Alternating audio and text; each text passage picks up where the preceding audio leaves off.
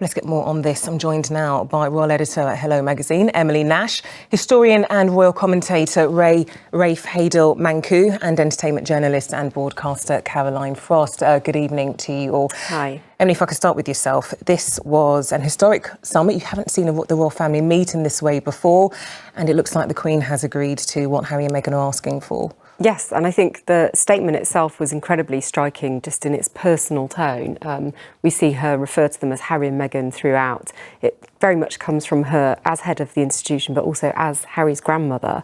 And, you know, you really get a sense of the emotion behind this. It is with regret that she is agreeing for them to leave and pursue this new life.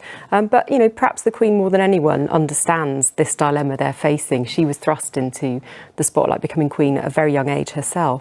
And she understands she had a husband who wanted to continue his career in the military, in the Navy, and he wasn't able to. So I think, you know, she does fully understand, and that's reflected in the statement. Rafe, let's look at this new life that they want to forge.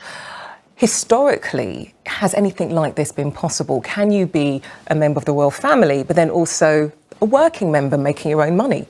Well, people need to remember that, for example, Princess Eugenie and Beatrice have retained their royal titles. They are Her Royal Highnesses and Princesses, but Eugenie certainly was working for an auction house in New York and in a gallery in London. What the Sussex have in mind is a much larger project, which has a lot more problems in terms of potential minefields. But the Duke of Windsor is often brought up and the lifestyle that he led, but there was no question of their being involved in any commercial activities. So there is a path through here, and we've basically had today an opportunity for the royal family to discuss the various scenarios that are open, and the next going to basically ask the Sussexes, what really do you want to have, and these are the options, and how can we do it in a way that everyone is satisfied by. But the real issue really is avoiding any political nature to any future endeavours that they have, and ensuring that if there's a commercial side, it wouldn't have any black bow onto the royal family themselves.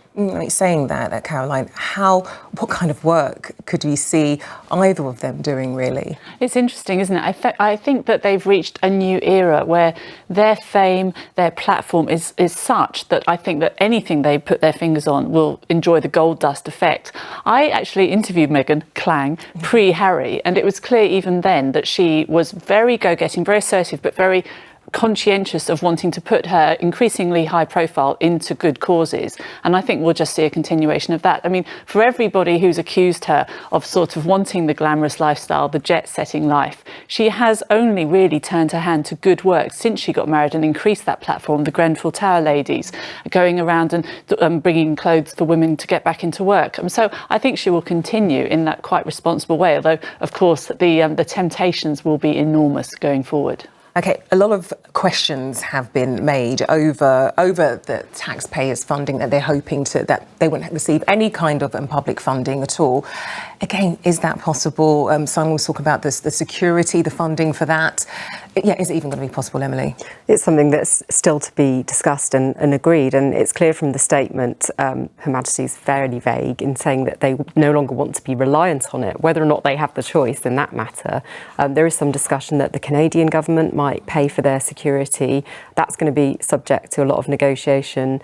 But, you know, they both have money in their own rights. Let's not forget, you know, there's talk about them becoming financially independent. They're both fairly wealthy without any public money coming in. So if they did want to go off and live as private citizens, they do pretty well in the interim until they find what they're looking for. And where they want to live, this could very well be Canada. Rafe, you are a trustee of the Canadian Royal Heritage. What could life be like for this couple, for this royal couple in Canada? Well, of course, we all know now that Meghan spent 7 years there filming Suits in Toronto, where I also lived and was chairman of the Monarchist League in Toronto for many years as well. And really, Canada is the ideal place, because if they are to fulfil this role of Commonwealth ambassadors, fulfilling their role as president and vice president of the Commonwealth Trust, Canada is one of the Commonwealth realms. The Queen is as much Queen of Canada as she is Queen of the United Kingdom, and the royal family is a Canadian royal family. So do you think it can work then? And so it could potentially work there. The only issue is, how would that work in tandem with their commercial ventures? Because that's when you have problems. If everything to do with them is to do with royalty, so any money that comes into the foundation, if they found one, will necessarily be tied to their status as members of the royal family. And so that needs to be really addressed clearly and carefully.